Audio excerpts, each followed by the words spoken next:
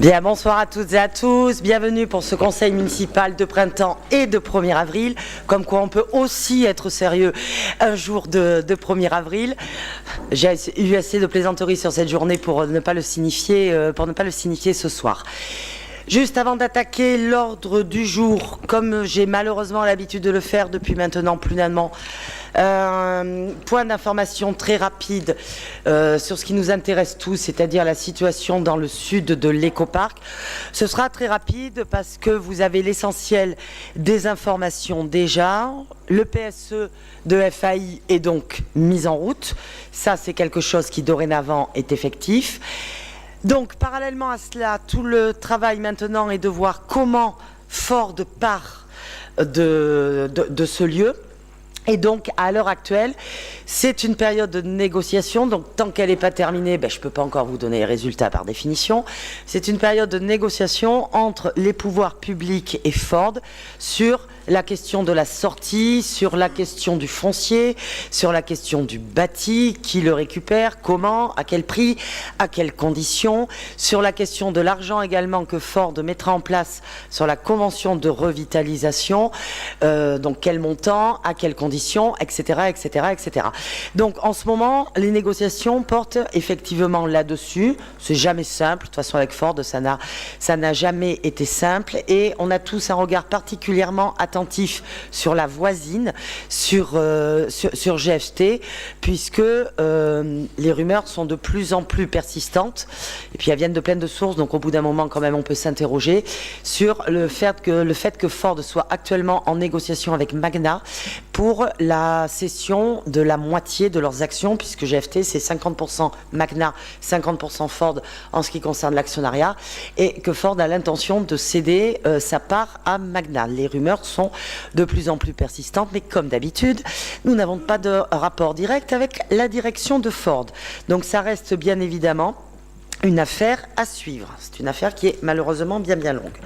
Donc voilà les quelques mots que je souhaitais vous dire avant que nous attaquions l'ordre du jour. Je voudrais proposer à Madame Fred Way de bien vouloir être secrétaire de séance et de noter les pouvoirs suivants. Le pouvoir de Madame Lamotte à moi-même, de Madame Corsan à Madame Depal, de Monsieur Penel à Monsieur Paddy, de Madame Castin à Madame Gauthier et de Monsieur Fachon à Monsieur Sibrac.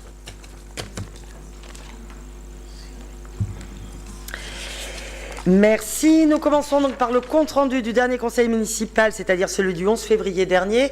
Est-ce que parmi vous, il y a des questions, des remarques particulières? Pas plus que ça. Je peux le considérer comme étant adopté à l'unanimité? Je vous remercie. Alors, c'est une grosse partie financière aujourd'hui. Donc, Madame César Brunet, je vais vous donner la parole à plusieurs reprises. Tout d'abord, pour première délibération, l'adoption du compte de gestion de 2018. Donc cette première délibération est une délibération classique. Nous avons donc dressé les comptes, vérifié les rapprochements, fait tous les rattachements. Le trésorier, en parallèle, lui aussi a fait la même démarche et nous avons donc les mêmes conclusions. Et nous vous proposons donc aujourd'hui d'adopter le compte de gestion du trésorier. Classique effectivement. Est-ce qu'il y a des remarques? Est-ce qu'il y a des non-participations au vote? Des abstentions? Vote contre? Bien, je vous remercie. Alors, classique également, le bilan des opérations foncières et immobilières pour 2018. Madame César Brunet.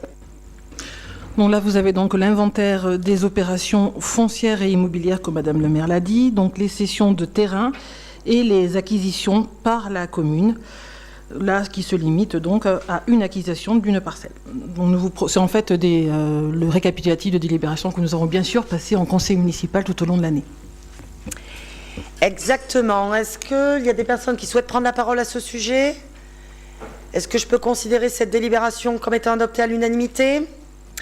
Je vous remercie. Alors, le compte administratif, cette fois-ci, nous allons rentrer un petit peu plus dans le détail. Madame César Brunet, et puis vous avez comme support un document qui va arriver. Donc, je brode un peu en attendant que la technique se mette en place, ce qui ne saurait tarder. Donc, je rappelle que le compte administratif, c'est effectivement la photographie de tout ce qui s'est passé pendant l'année 2018. Je vous en prie.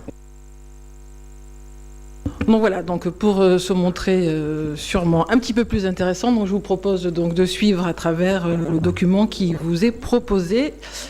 et de présenter donc tout d'abord les recettes de fonctionnement qui poursuivent leur baisse, comme nous le savons et nous le répétons, je pense, régulièrement, principalement du fait de la baisse des dotations, qui s'élève donc pour cette année à 22 578 000 euros.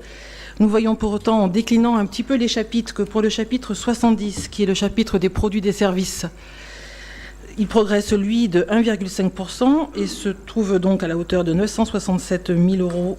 011. Le chapitre 73 correspond donc aux impôts. Impôts et taxes évolue, lui, de 1,72% pour un total de 18 447 000.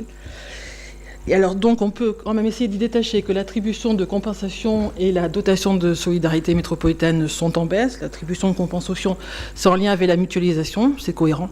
Et la dotation est en diminution, comme elle est depuis plusieurs années au demeurant. Et par contre, le FNGIR et les droits de mutation restent stables. Le chapitre 74, qui représente donc les dotations et subventions, chute, lui, quand même, beaucoup plus gravement, de 10,5% et représente 1 966 000 euros. La DGF, quant à elle, baissant de 59% et les contrats aidés de 68%. Nous verrons un petit peu plus tard ce que Madame le maire a déjà fort bien expliqué, quel était le devenir d'ailleurs de la DGF. Le chapitre 77, qui correspond donc aux produits exceptionnels, se monte, lui, cette année à 712 093 euros et correspond principalement à la cession du terrain du Queyron. C'est en partie ce que nous avons vu sur la délibération précédente.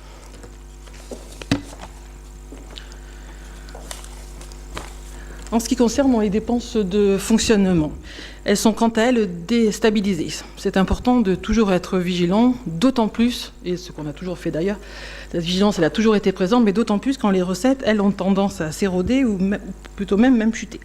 Les dépenses réelles de fonctionnement, quant à elles, sont de 19 931 000 et on peut voir qu'elles s'érodent. Elles étaient donc en 2017 19 300 et 20 300 000 en 2016. Donc les efforts se poursuivent. Le chapitre 011, c'est le chapitre des charges à caractère général et de 3 644 000. Il augmente par rapport à 2017. L'année 2017 avait été une année, on va dire, où la chute avait été importante.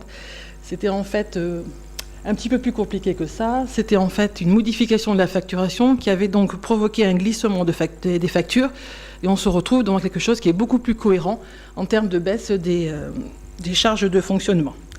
Mais on a quand même donc connu des dépenses complémentaires sur l'entretien des bâtiments et aussi l'augmentation de la participation versée au CIVU qui sont en lien avec la modification des rythmes scolaires. Le chapitre 012, le personnel, lui augmente lui de 2,30% en raison des évolutions réglementaires. Le RIFSEP, par exemple, juste la part du RIFSEP représente 92 000 euros, application de la réglementation. La fin des contrats aidés, qu'on a donc en partie transféré sur des CDD, parce que le service est toujours à fournir. Et on a considéré qu'il fallait continuer à maintenir certains postes qui étaient avant en contrat aidé. Donc une augmentation, bien sûr l'augmentation des cotisations liées aussi aux nouveaux indices et le très connu, le GVT, qui lui de toute façon opère chaque année, quelles que soient les évolutions réglementaires. Le chapitre 65, qui représente donc les autres charges de gestion, c'est notamment les subventions aux associations et donc resté stable, soit à peu près 3,5 millions d'euros. Le chapitre 66, qui est donc les charges financières, poursuit sa baisse et ne représente plus que 21 517 euros. Ce sont en fait les intérêts de la dette. Comme notre dette baisse fortement, les intérêts liés à celle-ci de la même manière. Et nous verrons que c'est la même chose pour le capital de la dette qui nous reste à payer. Voilà les principaux éléments. Donc là, pour vous présenter donc, les efforts qui ont été faits sur les effectifs. Alors le diagramme que vous avez là, enfin plutôt qui est une courbe, elle vous présente des effectifs à un instant T, c'est-à-dire au 31 décembre. C'est ce qui est demandé, 31 décembre de chaque année. On voit donc qu'il y a quand même une baisse très sensible des effectifs. Alors il y a une partie porte donc sur la mutualisation des agents et des postes qui étaient pour autant ouverts et qui n'étaient pas pourvus à la date du 31 décembre 2018. Quoi qu'il en soit, les efforts que l'on a toujours présentés dans les différentes présentations du budget, dans les comptes administratifs, sont toujours les mêmes, c'est-à-dire essayer de rationaliser au maximum, réfléchir à la manière dont on peut croiser, regrouper, sans pour autant baisser quant au service, parce que nous pouvons même dire qu'il y a eu des améliorations, enfin en tout cas des propositions complémentaires qui ont été faites et qui ont donc nécessité, bien sûr, des agents pour faire vivre ces projets. Les dépenses d'investissement, eux, sont en progression. En 2018, ils représentaient donc 3 943 000 euros contre 2 752 000 euros. Ils représentent une augmentation de 43%.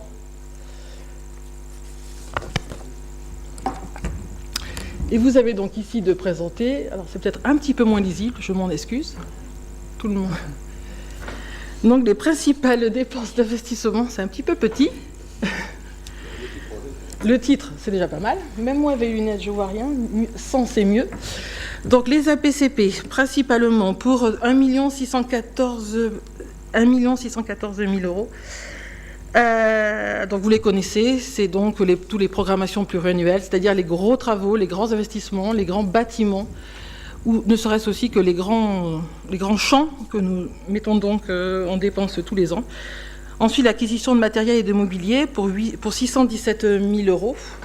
Là aussi, c'est un pôle très important. Nous essayons d'assurer donc le renouvellement du matériel et aussi de prendre en compte autant qu'on le peut la pénibilité des agents. L'entretien courant du patrimoine pour plus d'1,2 million. Là aussi, tous les travaux que l'on doit opérer sur les bâtiments qui assurent aussi et la sécurité, parce que c'est une priorité, la sécurité des bâtiments et donc la sécurité des gens qui sont à l'intérieur, et aussi la sécurité, le confort.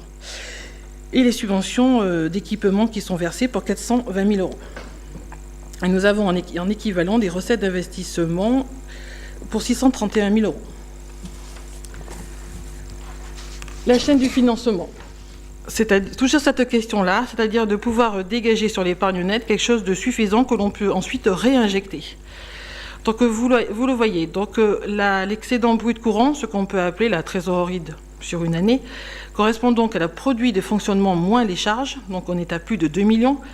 Ensuite, vous avez donc le capital de la dette qui est payé que l'on doit retrancher pour obtenir donc l'épargne nette qui est à un peu plus d'1,6 million. Elle a augmenté par rapport à la dernière, mais quoi qu'il en soit, nous voyons que qu'elle baisse et que de toute façon, elle risque de continuer à baisser.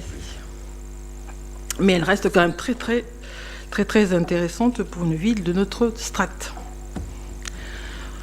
La dette. Donc la dette, elle s'étire pour être en 2023 nulle. L'encours à ce jour est de 1,67 million. Et comme je le disais, avec un remboursement en intérêt de 21 000 euros et en capital de 384 000 euros, qui est donc sur la section d'investissement. Donc c'est un encours de dette de toute façon qui est très faible. Et là, très en deçà des villes de notre stade. Voilà. Merci beaucoup pour cette présentation, Madame César Brunet.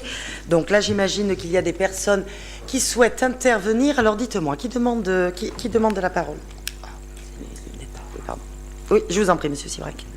Oui, bonsoir, Madame le maire, bonsoir, chers collègues. Nous interviendrons globalement sur ces points-là au moment du budget primitif. Donc. Je le comprends tout à fait. Est-ce qu'il y a d'autres demandes d'intervention? Je pense que vous n'êtes pas le seul à avoir eu l'idée, apparemment. D'autres demandes d'intervention? Mais écoutez, c'est que l'ensemble a été relativement clair. Je voudrais juste peut-être insister sur un petit point sur lequel personnellement je n'insisterai pas au moment du budget primitif. Il y a un choix qui a été fait par la ville de la question de la mutualisation. Parce que quand on regarde la chute de la courbe des effectifs, si on ne sait pas qu'il y a eu mutualisation, ça peut paraître bizarre. Donc il faut savoir que sur les postes qui ne sont plus communaux, il y en a en fait 78 qui ont été mutualisés. Mutualisés, ça veut dire donc maintenant ils sont payés par Bordeaux Métropole, mais ils continuent à assurer le service public pour nous, pour les habitants, etc., etc. Et que quand on voit la baisse des recettes, ce choix de la mutualisation, ne serait-ce que pour une raison financière, on voit bien que c'est quelque chose qui se justifie. Voilà ce sur quoi juste je voulais intervenir. Je ne frustre personne, alors je vous rappelle que je n'ai pas le droit de participer au compte administratif et que je passe donc la présidence à Monsieur Pierre Laborde. Et je sors.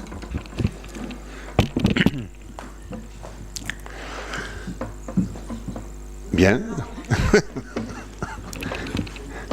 Bien, investi de mes nouvelles fonctions, donc nous votons pour le compte administratif. Qui vote contre? Qui s'abstient? Donc les autres sont pour. Je vous remercie. Madame le maire.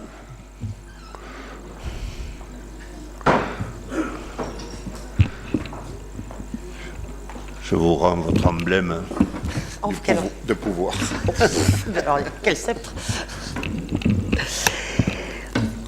Bien, et donc dans la logique, puisque nous avons un compte administratif et donc un résultat, il faut bien l'affecter, Madame César-Brunet. Oui, tout à fait. Donc, pour reprendre les chiffres totaux, donc le résultat de la section de fonctionnement a affecté. Nous avons donc un exercice excédentaire de 1,7 million et un résultat reporté d'un peu plus de 7,4 millions. Donc, nous avons donc en tout un résultat de clôture à affecter qui est d'un peu plus de 9 millions. Le besoin réel de financement de la section de fonctionnement. Nous avons donc un déficit de 1 132 000 euros qui est cohérent parce que nous avons donc, on l'avait vu, beaucoup dépensé dans l'investissement. Et nous avons donc pour autant un résultat reporté, vous connaissez tous, qui est encore très très important, qui est de plus de 16 millions d'euros, un résultat comptable qui est donc de un peu plus de 15 millions. Il nous reste donc 757 000 euros de dépenses qui n'ont pas engagé mais qui n'ont pas encore été mandatées, 10 000 euros de recettes d'investissement qui restent à percevoir, soit un reste à réaliser, soit des restes à réaliser de 747 000 euros que l'on doit donc défalquer de la somme présentée. L'affectation se propose en tant que telle 1 460 000 sur la section d'investissement et l'excédent reporté de 7,7 millions sur la section de fonctionnement. Merci. Est-ce qu'il y a des demandes d'intervention à ce sujet? Pas particulièrement. Je peux mettre la délibération aux voix? Non-participation? Abstention?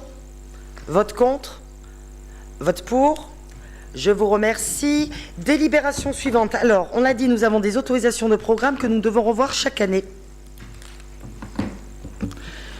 Alors donc là, pour les révisions des autorisations, nous sommes là sur un étalement. Il n'y a pas de modification des crédits proposés.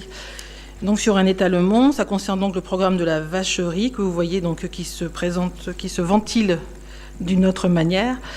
Ça concerne aussi donc l'autorisation de programme des espaces publics du centre-ville, des équipements sportifs, de l'école du bourg et des bâtiments scolaires et périscolaires. Voilà, donc une modification, non pas des autorisations de programme, mais des crédits de paiement.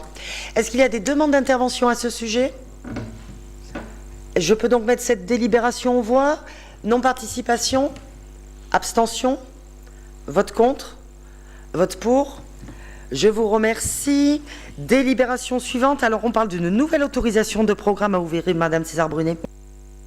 Dans la logique qui est donc de proposer une autorisation de programme pour les grands projets, cela concerne là donc le pôle jeunesse et la rénovation du bâtiment du château de Fontgravé, qui est donc proposée, une autorisation de programme qui est proposée à 3,5 millions et qui pour le moment, les crédits de paiement sont proposés sur 3 ans.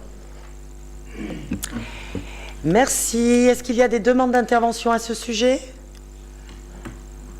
Peut-être un petit mot de ma part alors. On fait une autorisation de programme lorsqu'il y a une grosse dépense à faire et que cette dépense va s'étaler sur plusieurs années. Voilà, c'est à ce moment-là que l'on lance une autorisation de programme. On est donc là sur la création du pôle jeunesse. Le pôle jeunesse va se situer au château Fontgravé. Tout le monde connaît le château de Fontgravé. Le château de Fontgravé a besoin d'être réhabilité, d'être aux normes, notamment aux normes d'accessibilité, ce qui n'est pas le cas aujourd'hui. L'objectif est donc de travailler sur la rénovation du patrimoine, de conserver ce patrimoine et dans cet espace de Fontgravé où on a énormément de jeunesse, de pouvoir y installer des associations qui travaillent autour de la jeunesse, ce pourquoi on appelle ça entre nous le pôle jeunesse. Voilà, c'est pas plus compliqué que ça. Puisqu'il n'y a pas de demande d'intervention, je mets donc cette délibération aux voix. Non-participation? Abstention? Vote contre? Vote pour? Je vous remercie. Je sens que vous êtes tous impatients pour la délibération suivante. Elle arrive, le budget de l'année 2019. Donc nous allons aussi là nous servir du PowerPoint qui va être proposé. Tout d'abord, les recettes de fonctionnement qui sont en baisse, on peut le voir, et ce depuis maintenant plusieurs années. Elles sont prévues cette année à hauteur de 21 737 000 euros, et pour rappel, elles étaient de presque 25 millions au BP de 2014. Pourquoi ? Pour préciser un petit peu les choses. De toute façon, les dotations poursuivent leur chute. Et nous pouvons donc voir que c'est l'ensemble des dotations qui baissent. Elles étaient donc d'un peu plus de 3,3 millions et elles représentent maintenant plus qu'1,7 million. Et précisément, un focus sur la suppression de la DGF que vous pouvez voir sur le graphique suivant, qui donc disparaît pour cette année. Elle était de 1,9 million en 2003 et elle sera donc définitivement supprimée en 2019. Et la perte de recettes cumulées, donc un peu plus de 7,3 millions d'euros. Ça.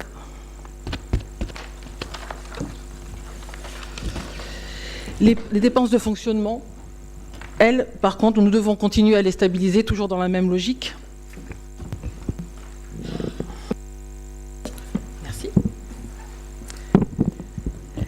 Donc les inscriptions s'élèvent à un peu plus de 21,8 millions et sont sensiblement identiques à celles de 2018. On prévoit une petite augmentation de 0,17% qu'on espère, quoi qu'il en soit, circonscrire à ce montant-là. Les charges à caractère général. Donc nous les faisons légèrement baisser par rapport à ce qui avait été donc prévu sur le BP 2018. Et nous rappelons que depuis 2014, c'est évident que les crédits ont fortement baissé, et vous pouvez le voir donc sur le graphique. Les dépenses de personnel, plafonnées à 1,56%. Elles sont donc fixées à un peu plus de 13 millions. Elles seront toujours impactées en 2019 par les différentes réglementations, augmentation du SMIC, des cotisations, poursuite du RIFSEP, les valorisations des carrières de certains grades, donc elles ne pourront être plafonnées, nous espérons que nous pourrons les faire plafonner à 1,56% d'augmentation. Les charges financières restant, elles, très très basses et elles sont correspondantes donc au fort endettement de la ville et elles ne représentent plus aujourd'hui que 0,11% des dépenses de fonctionnement. Dans ce document-là, on vous propose donc une répartition des dépenses de fonctionnement par grand secteur. Donc la partie correspond donc au scolaire et la plus importante correspond donc au scolaire et périscolaire pour un peu plus de 6 millions. Alors, donc, quand on indique ici les dépenses de fonctionnement, on va donc essayer, et c'est pas toujours évident, parce que là, on travaille plutôt sur une forme de comptabilité analytique, de rassembler tout ce qui relève donc strictement du scolaire et du périscolaire.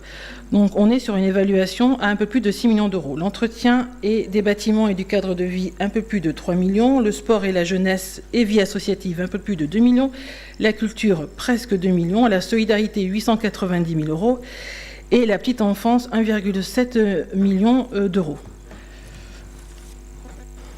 Pour l'investissement, vous retrouvez le même principe de document. Donc, vous avez donc un peu plus de 4 millions pour ce qui relève du scolaire et du périscolaire, les équipements sportifs 1,5 million, l'animation et la vie associative 140 000 euros, les travaux d'aménagement et d'entretien 1,6 million, la mise en accessibilité 614 000 euros et le remboursement de dette à 389 000 euros.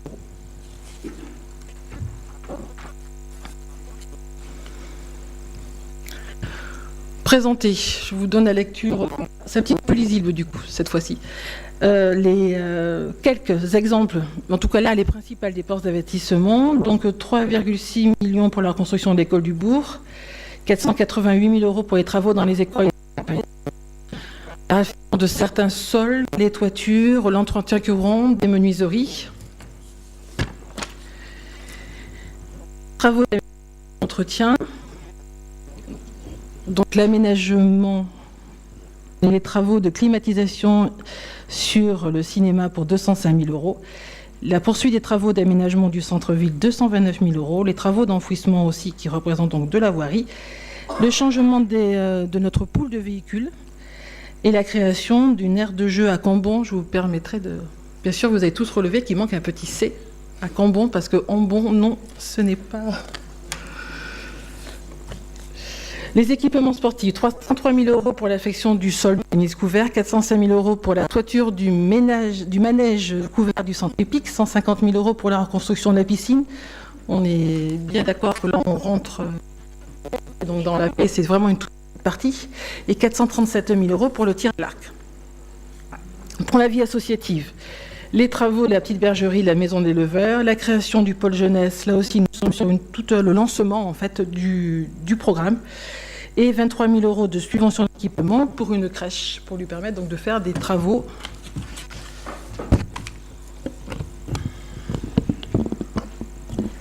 Jamais 203, ça va marcher. On va y arriver, hein. Pour autant, les nouveaux projets ont donc été proposés, donc des projets au service de la population, donc un service public du numérique, un chèque culture jeune, qui est donc là mis en place, l'école du spectateur et l'école du supporter, des nouvelles animations au mois d'août, pour faire donc la suite de juillet à Fongravé, le projet du cabane à pouces, qui est donc un projet du labo citoyen, l'appel à projet de tous et tout acteurs, le plan de gestion pour le parc de Majolan et aussi de nouvelles aires de jeu pour enfants.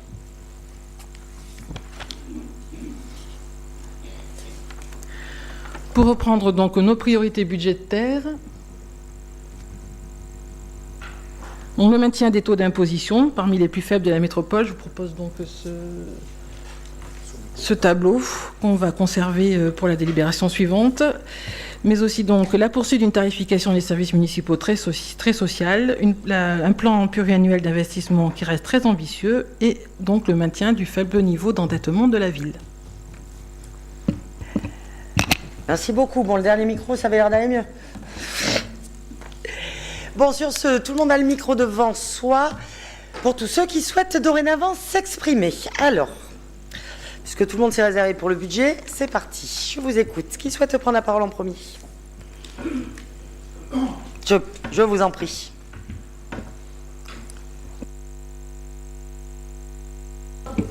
Non, mais j'avais pas vu si j'étais le seul, a priori. Les gens. Ah bon, d'accord. Bon, mais écoutez, j'espère que mon micro va marcher mieux que celui de Madame César Brunet, parce que ça n'a pas dû être un exercice facile. Nous avons compris quand même l'essentiel de ce qu'elle a exprimé. Alors, tout d'abord, pour commencer, une petite chose sur la maison du berger. Il semble qu'il y ait eu ce matin une commission d'appel d'offres et qu'il y ait vraisemblablement, une fois n'est pas coutume, puisqu'il y a eu le même problème et la même question qui a été soulevée lors du conseil précédent sur le projet du tir à l'arc, sur la maison du berger, il y a vraisemblablement une augmentation de 20% ou 30% par rapport au budget prévu à l'origine. Vraisemblablement, le micro ne marche pas mieux que celui de Mme César Brunet. Donc voilà, c'est un peu mieux. Vous avez compris le principal. Donc là, voilà, je réitère cette problématique qui semble à peu près systématique de budgets qui sont de l'ordre de 20 à 30% supérieurs au budget annoncé au départ des commence à être problématique. Et pour ce qui nous concerne, pas la peine d'épiloguer, vous savez ce que l'on pense de la construction de cette maison de berger. Vous aviez indiqué qu'il était possible, Madame le maire, d'annuler un projet quand il y avait un problème budgétaire. Pour le tir à l'arc, vous aviez exprimé les choses clairement, ne souhaitant pas l'annuler. Pour la maison du berger, je me permets de vous poser la question, compte tenu de l'augmentation, est-ce que vous maintenez la construction de cette maison? Il n'est pas trop tard pour la reporter ou trouver une autre solution. Étant entendu que de notre point de vue, la survie de cette exploitation de la vacherie n'est pas liée à l'habitation du berger sur place, on en a déjà parlé. Alors sur ce qui est du budget primitif, on ne sera pas long, on a, vous le savez, une divergence sur la stratégie budgétaire que vous avez initiée depuis le début du mandat, stratégie budgétaire et également sur la politique fiscale, puisque vous aviez appliqué une hausse de 6% en 2015 et que les Blanquefortais subissent depuis lors, et je maintiens, année après année, que le psychodrame financier que vous nous indiquiez n'est pas arrivé et n'arrivera pas. On arrive maintenant à la fin de la baisse de la DGF, on connaît maintenant quelles seront les recettes, elles ne seront pas en augmentation, mais elles diminueront plus. Vous connaissez donc bien le périmètre. Et sur ce qui est des dépenses, vous l'avez, et nous le saluons, vous avez fait des efforts qui étaient nécessaires, qui étaient obligatoires pour pouvoir dégager des excédents de trésorerie. Toujours est-il que, à l'heure qu'il est sur Blanquefort, on a, avec le report des années antérieures, maintenant un budget de 9 millions d'euros d'excédent en fonctionnement. Parallèlement à ça, vous l'avez dit, alors vous allez dire, on a le même discours tous les ans, mais vous avez le même, on a le même, on ne va pas bouger sur le sujet, mais c'est pas pour cela qu'on ne peut pas le répéter. Cette fois-ci, la ville, dans 3 ans, n'aura plus du tout d'endettement. Il y a 384 000, vous l'avez rappelé, de remboursement de la dette tous les ans. Donc vous aurez non seulement 384 000 annuels possibles pour réemprunter, vous avez 9 millions qui sont de côté. Je pense que cette fois-ci, la preuve est faite que ce n'était pas nécessaire. Alors c'est pas dramatique, c'est une position que vous avez eue.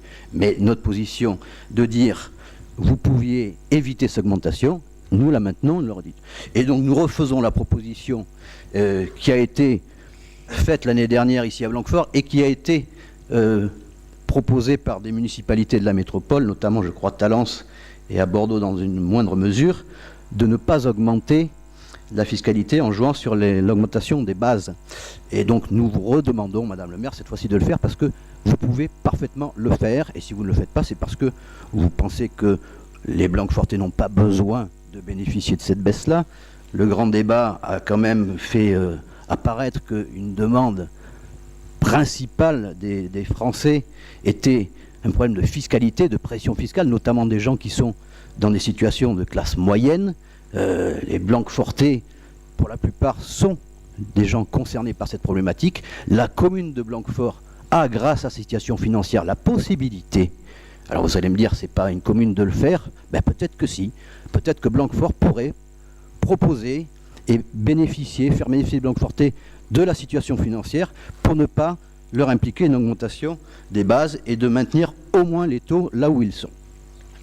Alors, les taux où ils sont, vous les maintenez, mais que ce n'est pas une incidence en euros, et que ce soit une prestation fiscale à euros constants de l'année 2018 sur l'année 2019. Voilà ce que je voulais dire sur la fiscalité. Il y a également une chose sur laquelle je voudrais m'exprimer, c'est la question du financement des investissements. Pourquoi ne pas avoir recours au crédit pour financer une partie de certains investissements de la ville.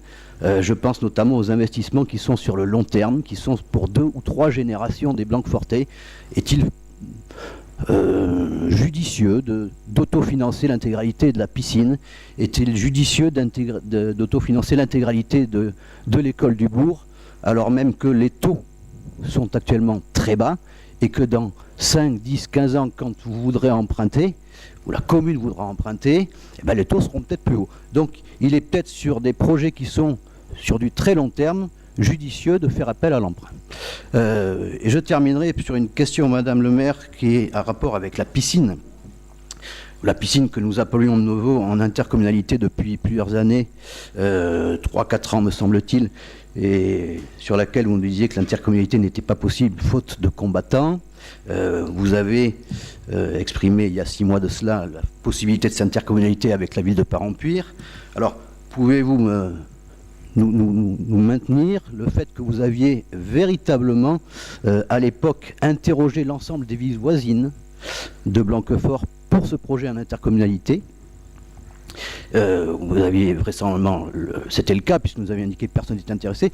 Et pouvez-vous nous indiquer si depuis que vous avez annoncé cette intercommunalité, il n'y a pas des villes qui vous aient contacté pour éventuellement faire partie de ce projet, puisqu'une piscine, comme on le sait, présente des coûts de fonctionnement très importants et que l'intercommunalité est peut-être judicieuse de ce point de vue-là, pas uniquement avec une seule commune. Je vous remercie.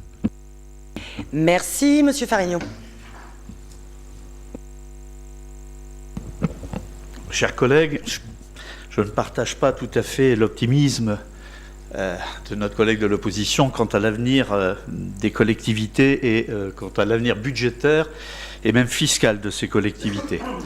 Lorsque l'on nous annonce ce soir la disparition de la dotation globale de fonctionnement de la part de l'État, lorsqu'on nous annonce que la perte sèche pour notre commune est de 7,3 millions en cumulé, et que pendant le même temps, en suivant les déclarations de notre président de la République et de notre Premier ministre, on nous demande de poursuivre les efforts d'économie sur le personnel, de poursuivre les efforts d'économie sur le fonctionnement, éventuellement demain de réduire à zéro la taxe d'habitation sans en connaître aujourd'hui le détail des compensations. Permettez-moi de vous dire, moi je suis particulièrement inquiet. Je suis d'autant plus inquiet que les personnes aujourd'hui qui expriment le plus ce doute, ce sont les Françaises et les Français eux-mêmes qui aujourd'hui le manifestent à un certain nombre de ronds-points ou dans un certain nombre de communes. Alors certes, ils manifestent sur la pression fiscale. Nous sommes le pays au monde depuis cette année. Nous avons le record de la fiscalité en France depuis cette année, en battant le Danemark d'ailleurs. Alors bien sûr, il y a un regret de la part de la population de voir cette fiscalité à ce niveau-là, et nous le partageons. Et nous essayons de faire en sorte, justement, d'en limiter les effets en ce qui concerne notre commune, même si nous avons eu recours à une augmentation. Mais dans le même temps, il y a une attente extrêmement forte de la part de cette population au niveau de la commune. Et du département d'ailleurs le plus souvent, puisque c'est le département qui partage avec nous l'essentiel des politiques sociales. Et cette attente, elle s'exprime vraiment aujourd'hui avec désespoir. Parce que l'on le sait, aujourd'hui, le seul et le dernier amortisseur social dans ce pays, c'est bien la commune, et elle le partage avec le département. L'amortisseur social, on le voit tous les jours dans les personnes qui viennent au bureau d'aide sociale ou qui viennent même à la commune, qui l'expriment en demandant qu'on les aide pour leur loyer, qu'on les aide pour un certain nombre de leurs dépenses. Alors oui, parmi le budget de ces personnes, il y a le budget fiscal de la fiscalité locale, le budget de la fiscalité de notre commune. Mais il y a aussi une attente extrêmement forte en termes médicaux. Et le département n'est pas un des moindres acteurs en la matière pour aider ces personnes les plus démunies. Et il y a une attente également au niveau des écoles, et il y a une attente également au niveau de l'ensemble des services publics et le maintien des services publics, le maintien aussi d'un commerce local, ce qui implique donc une attractivité de la commune et y compris une attractivité commerciale. Alors c'est pour ça qu'effectivement nous avons fait ce choix il y a quelques années, en même temps d'ailleurs qu'un certain nombre d'autres communes de notre métropole, d'augmenter les impôts. Et nous avons eu, moi je le dis, ce courage de le faire pour la première fois depuis 20 ans.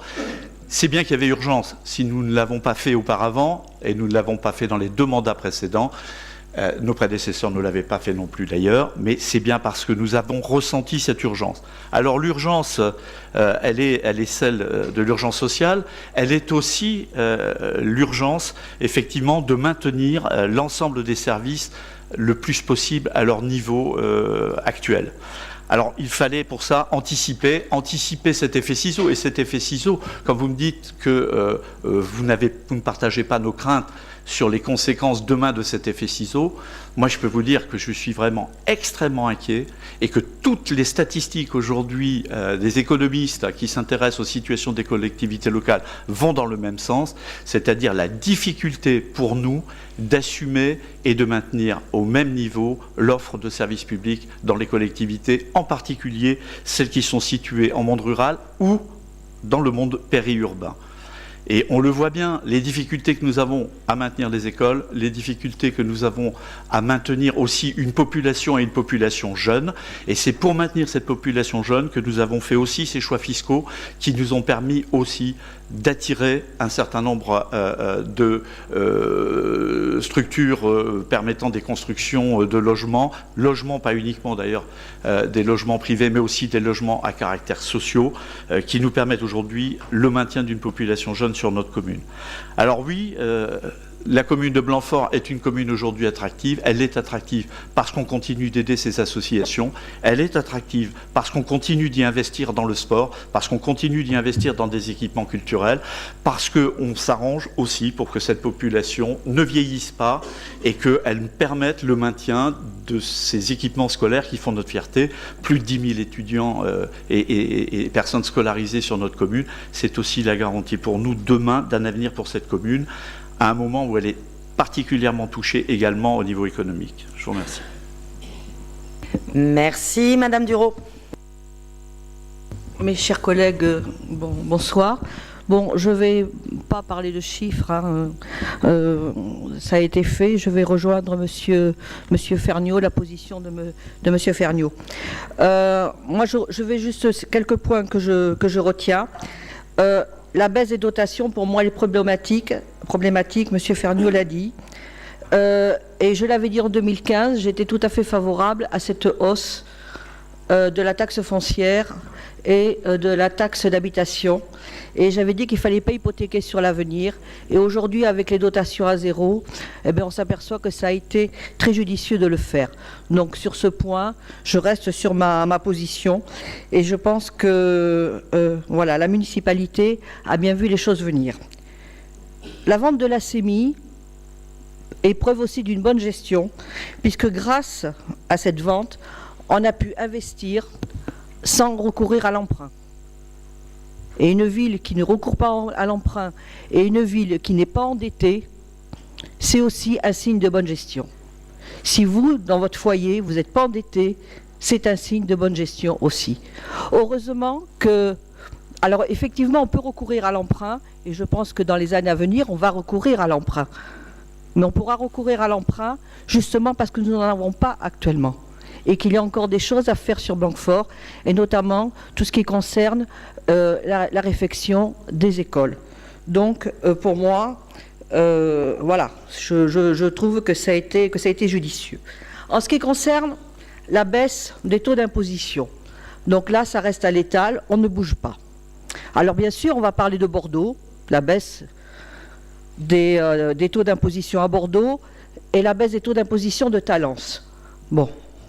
Si vous faites un petit tour sur Internet, vous regarderez quel est le taux d'imposition de ces communes. Alors, c'est un petit peu électoraliste à un an des élections, mais bon, admettons. La taxe Bordeaux est en 26e position, nous sommes en 4e position des villes les moins taxées. 24,13% pour la taxe d'habitation pour Bordeaux, 23,51% pour Talence, la foncière pour Bordeaux 29,51 et pour Talence 32,96. Donc Talence est en 25e position sur 28 communes. Nous sommes toujours en 4e position. Je crois qu'arrive à un moment donné, il faut faire la part des choses. Il faut regarder ce qui est comparable. Donc nous restons sur ce taux. Et je pense qu'il faut rester sur ce taux. Alors après, on peut toujours baisser les impôts. Mais il y a deux manières de redistribuer au Blanquefortais. On peut baisser un petit peu les impôts, effectivement, et puis redonner 20, 30 euros au Blanquefortais. Voilà, sur la taxe d'habitation, sur la taxe foncière.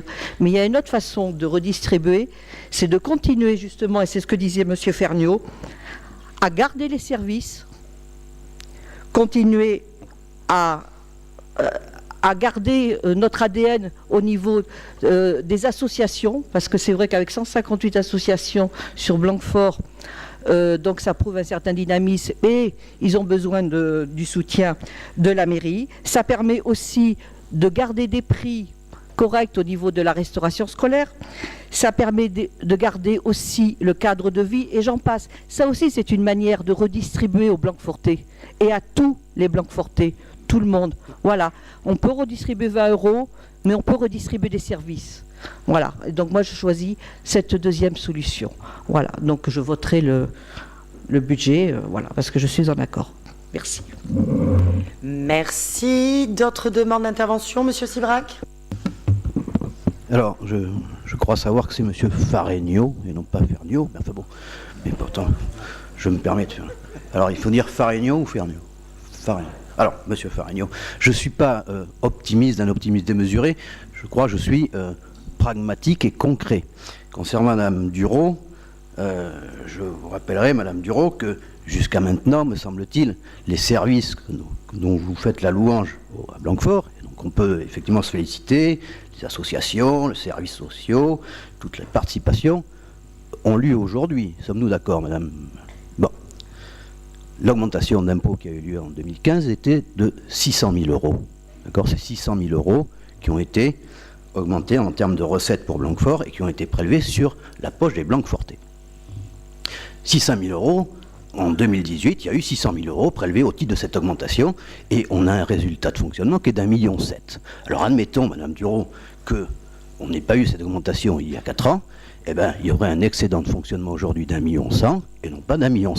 Et pour autant, les Blanquefortais auraient eu le même service. Je ne crois pas dire d'ânerie, je crois que c'est la réalité absolue. Si on n'avait pas fait cette augmentation il y a 4 ans, les Blanquefort ne seraient pas écroulés, le service aux Blanquefortais aurait été assuré, il y aurait juste aujourd'hui en excédent, non pas 9 millions, mais peut-être 4 ou 5 millions, sans avoir besoin de faire appel à l'emprunt, puisqu'il y a eu exactement, et vous avez raison de le dire, la vente de la SEMI, que nous avons votée d'ailleurs, et donc on peut se féliciter ou pas, il y a des gens, moi je pense que c'était peut-être une bonne chose, on l'a votée. Mais il faut que les Blanquefortais en aient la répercussion. Et nous constatons, nous maintenons, qu'il n'était pas nécessaire, pour assurer tout ce que vous dites, Madame Duro, de faire cette augmentation de 600 000 euros. Donc, demander à ce qu'on les rende, c'est pas une vue de l'esprit, ce n'est pas politique, ce n'est pas électoral. Parce que je pourrais vous dire une chose, Madame Duro, c'est qu'il est électoral aussi d'augmenter les impôts au tout début de mandat, pour dire après, pendant les 6 années qui suivent, qu'on ne les augmente pas. D'accord, c'est pareil. Alors il y a peut-être un peu d'électorat d'un côté, mais dans ces cas-là, il y en avait peut-être aussi du côté de Blanquefort, qui sait. Et pourtant, je ne vous ai pas accusé de ça. Mais puisque vous allez là-dedans, je peux vous dire que des deux côtés, on peut trouver des arrière-pensées électorales. Moi, je n'avais pas cette idée-là. Techniquement, je dis que Blanquefort n'avait pas besoin de le faire. Je ne dis même pas que c'était électoral, voyez-vous. Et puis pour ce qui est de terminer, vous dites 20 euros, 30 euros. Alors, j'ai entendu, à juste raison d'ailleurs, quand l'aide au logement a été baissée de 5 euros, je crois, c'était il y a 1 an de cela, il y a eu des gens qui sont offusqués. Et je crois, Madame Duro, que vous aviez d'ailleurs manifesté votre mécontentement. Et là, on propose peut-être 20 euros, mais alors c'est plus important. Alors quand c'est 5 euros d'un côté, parce que c'est pris de certaines personnes, c'est énorme, c'est monstrueux, mais quand c'est 20 euros, par contre, c'est pas la même chose. Je ne vois pas très bien la logique. Alors, Monsieur Jean-Claude Marceau. Oui, moi je suis sur ce budget prévisionnel tout à fait satisfait de la présentation qui a été faite par Madame César, car je m'aperçois que le travail qui est effectué depuis quelques années sur cette commune est relativement important. Et je me réjouis de tous ces investissements qui sont en cours, tels que l'école du Bourg, le pôle petite enfance, le pôle jeunesse, et tout ça pour le devenir de Blanquefort et à la demande des citoyens qui souhaitent avoir une qualité de service extrêmement poussée et maintenir ces services-là. Je pense qu'on doit aussi mettre les investissements en adéquation. Et là, je crois, nous avons aussi une évolution de la population qui commence à revenir, surtout comme l'a dit M. Faragno tout à l'heure, en matière de jeunesse. On a beaucoup plus de jeunes dans les écoles, ce qui est important. Et donc, il est nécessaire de prévoir et d'anticiper, d'améliorer ces accueils-là. Donc, de la qualité, du bien vivre ensemble à travers ces activités-là. Et bien entendu, d'autres projets sont en cours et moi je me réjouis des initiatives telles que le projet au niveau des collégiens, par exemple, le Pass Culture Jeune qui va être offert dès le mois d'avril, dès le mois de mai, pour les jeunes collégiens de Blanquefort, avec la possibilité d'avoir des entrées gratuites dans les services culturels de la commune, plus une réduction d'adhésion sur les associations culturelles. Je pense que c'est un effort aussi important vis-à-vis de ces jeunes-là pour les préparer à la future citoyenneté. Merci. Monsieur Blanc a demandé la parole. Oui, quelques petites réminiscences de mon passage aux finances. Vous avez dit que les impôts fonciers et les taxes d'habitation avaient augmenté en moyenne de 20 euros par habitant, c'est ce que Madame Duro a expliqué. Pardon ? C'est ce que je dis, c'est ce que Madame Duro a expliqué. Et vous dites qu'elle s'est offusquée de la baisse de 5 euros des APL par mois. Or, qu'on soit bien clair, au niveau de la taxe d'habitation, les Blanquefortais qui touchent des APL ne paient presque pas, avec les coefficients qu'on a voté pour les ménages les plus défavorisés de taxes d'habitation. Les APL, 5 € par mois, ça fait 5 x 12, 60. 60 € à l'année que ces personnes-là ne perçoivent pas. Et si je fais le ratio, admettons qu'elle paie 20 € de taxes d'habitation d'impôts en plus, ça fait quand même un manque à gagner de 40 € du gouvernement qui est rajouté à tout ça. On ne peut pas parler de 5 et 20, il faut parler de 60 et de 20. Voilà. Dernière précision, il me semble qu'un budget communal se définit en deux termes, le budget de fonctionnement et le budget d'investissement. À la même date l'an dernier, je vous l'avais expliqué. Je ne peux pas croire que vous ayez préparé votre laïus à plusieurs, que vous l'avez préparé tout seul. Parce que quand vous nous dites que la vente de la SEMI aurait pu empêcher d'augmenter les impôts, ce n'est pas la même chose. La vente de la SEMI rentre en recette d'investissement. L'augmentation des impôts rentre en recette de fonctionnement. C'est ce qui permet de définir l'épargne nette.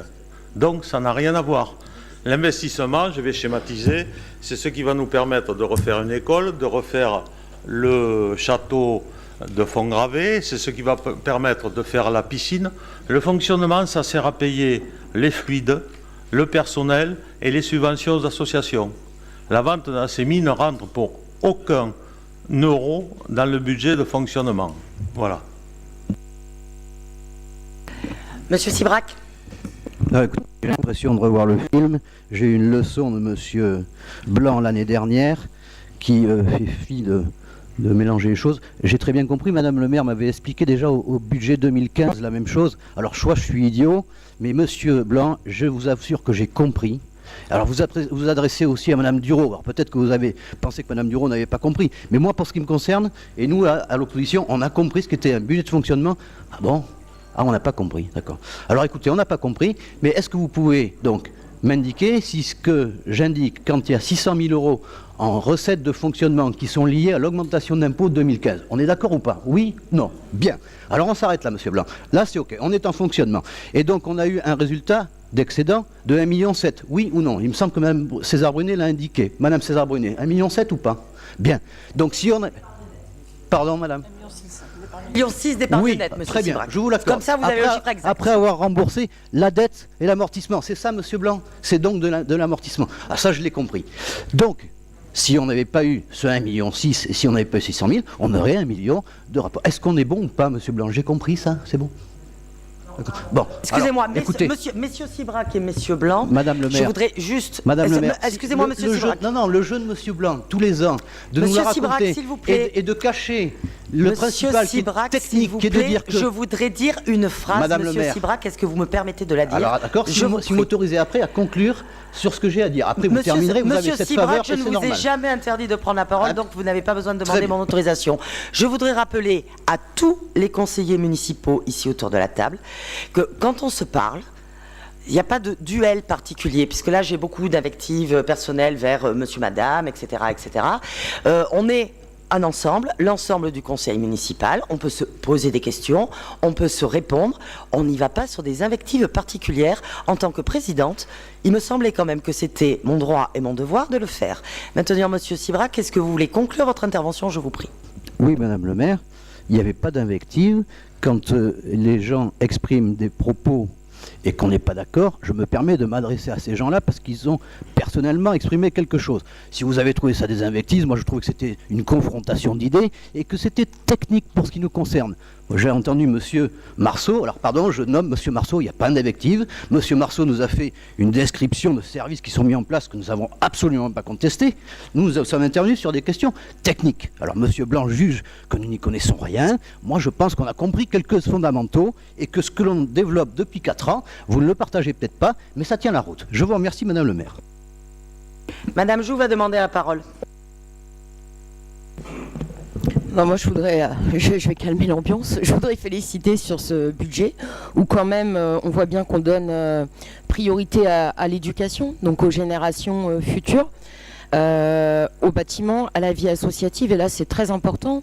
Juste pour vous éclairer, au niveau national, la baisse des subventions aux associations, c'est 25 millions. Si on ramène ça à la Gironde, c'est 1,2 million en moins pour la Gironde, et nous on est toujours là en soutien avec le même niveau de subvention. Je passe aussi sur le fait, c'est la DARES qui a sorti une carte il y a une dizaine de jours. 300 000 emplois aidés, détruits dans le monde associatif. 300 000, vous entendez bien. Et aussi Médecins sans frontières, les Restos du Cœur, les grosses associations de solidarité qui ont une baisse drastique des dons suite à la suppression de l'ISF. Donc moi, je voulais dire que je suis très contente que Blanquefort ait une politique à destination de ces associations. Comme je suis contente aussi que Blanquefort est un excédent.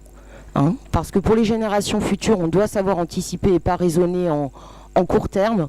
Je pense que le climat en est un autre exemple. Voilà, continuons. Je pense ça sain, très très sain, de ne pas laisser de dette aux générations futures sur la commune au niveau local. Voilà. Merci. Est-ce qu'il y a d'autres demandes d'intervention?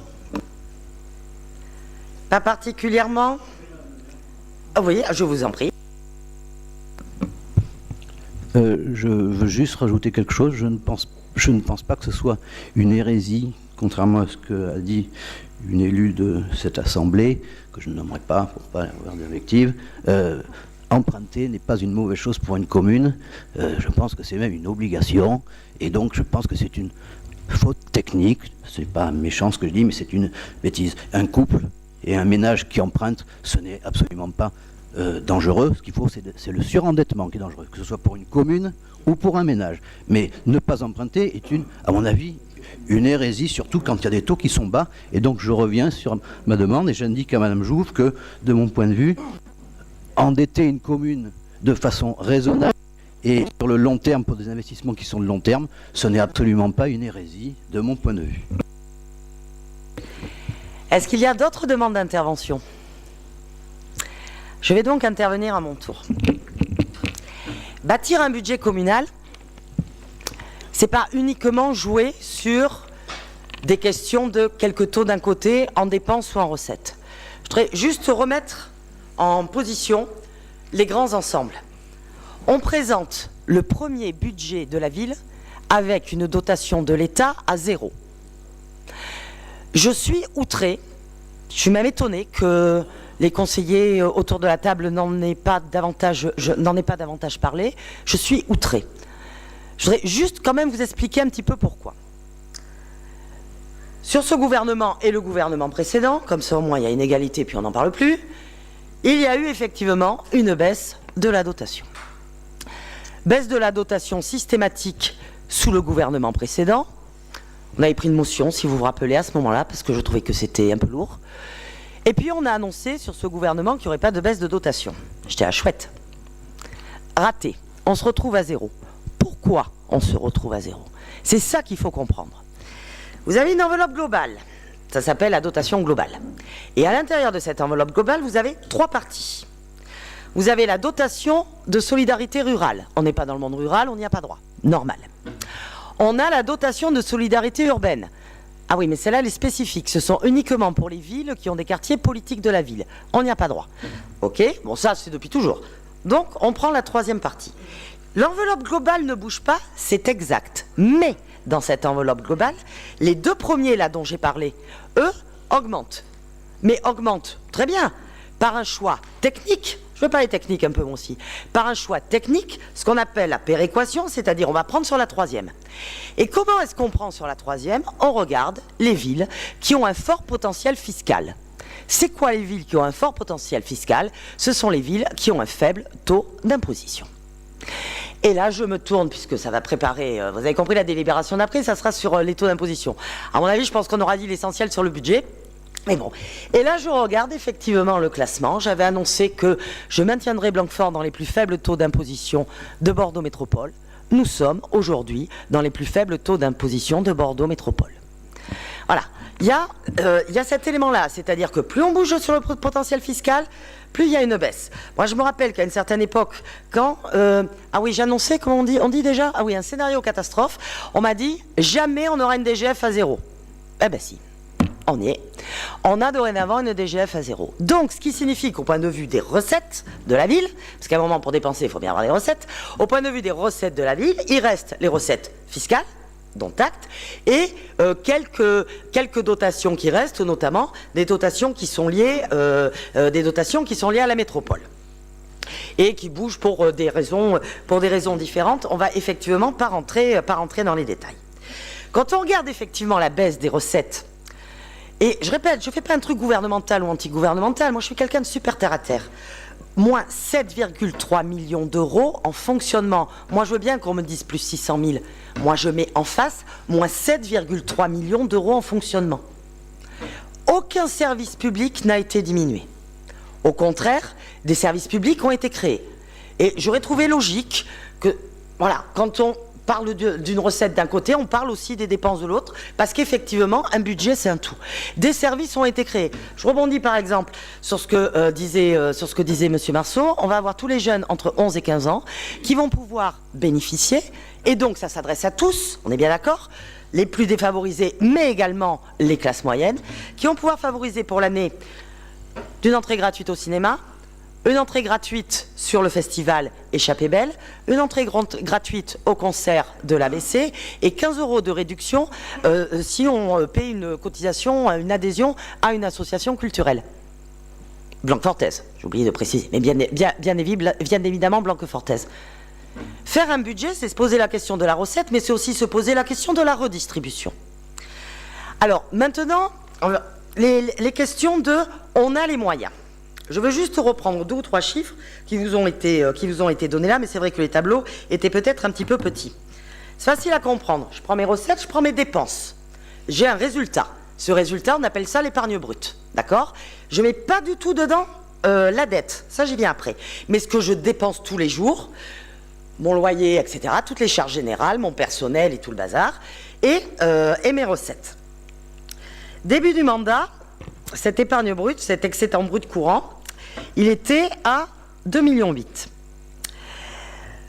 Avec la baisse importante des recettes, il est pour 2018 à 2,008 millions. Alors on va le mettre à 2 millions. Comme ça, on va s'y retrouver. Perte, 800 000 €. Vous allez me dire, c'est pas grave, votre épargne nette à 1,7. Regardez, j'ai ça, et à ça, je vais rajouter les intérêts de la dette. Quand j'ai un crédit, eh ben forcément, il faut que je rembourse, ça c'est tout à fait normal. Donc le capital, ça c'est en investissement, et les intérêts, je vais effectivement les rembourser, je vais les rembourser dans mon fonctionnement, dans mes charges de tous les jours. Et là, j'ai effectivement le résultat final, début de mandat 2 112 000, et 1,6 million pour 2018. Alors effectivement, on peut se dire, mais 1,6 million c'est génial. 1,6 million c'est génial, donc on pourrait faire un effort sur les recettes. Puisque de toute façon, après, on pourra se réendetter. Regardez juste votre propre budget personnel. Quand est-ce que vous pouvez vous endetter ? Quand vous allez pouvoir rembourser. Je suis contre le surendettement. Quand vous allez pouvoir rembourser. Et pour pouvoir rembourser, il faut bien qu'entre vos recettes et vos dépenses, à la fin du mois, vous ne soyez pas à 0. Quand vous êtes à 0 à la fin du mois, vous ne pouvez pas faire un crédit pour acheter une voiture. Parce que sinon, c'est là qu'effectivement, vous allez vous surendetter.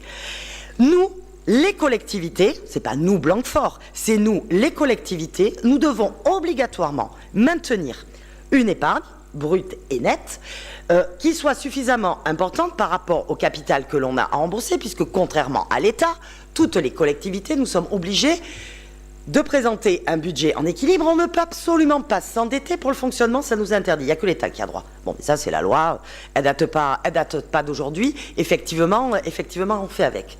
Donc, avec des dotations qui s'effondrent, si ma seule, finalement, recette dans la collectivité importante, c'est la recette fiscale, et qu'on fait le choix, technique ou dogmatique, je ne sais pas, mais effectivement, de baisser, j'ai mon épargne qui s'écroule.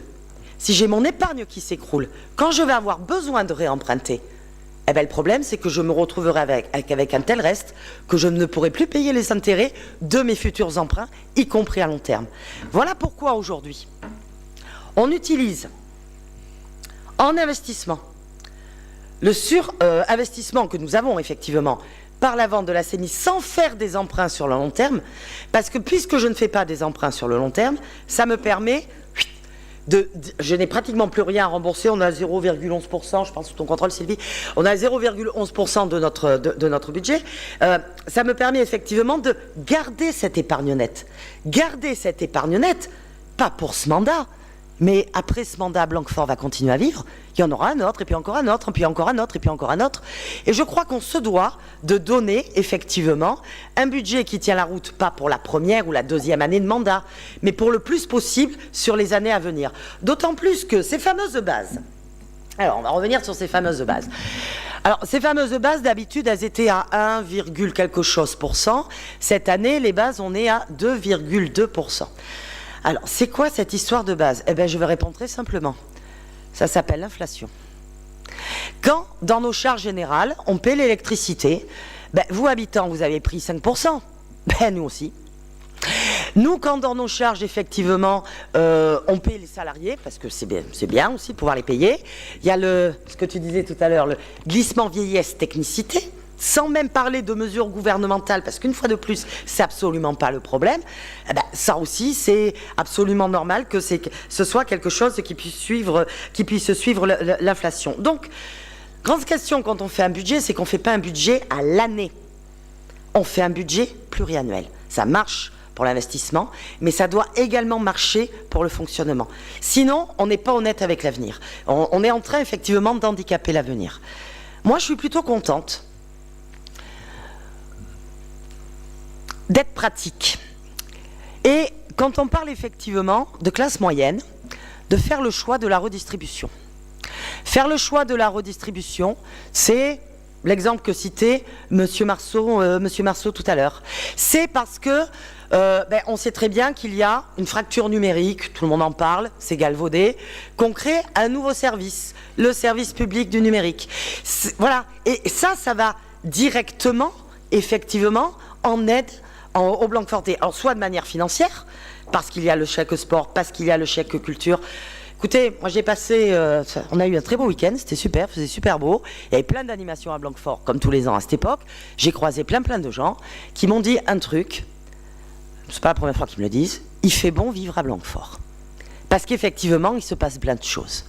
Il fait bon vivre à Blanquefort, par définition, c'est quelque chose qui a un coût.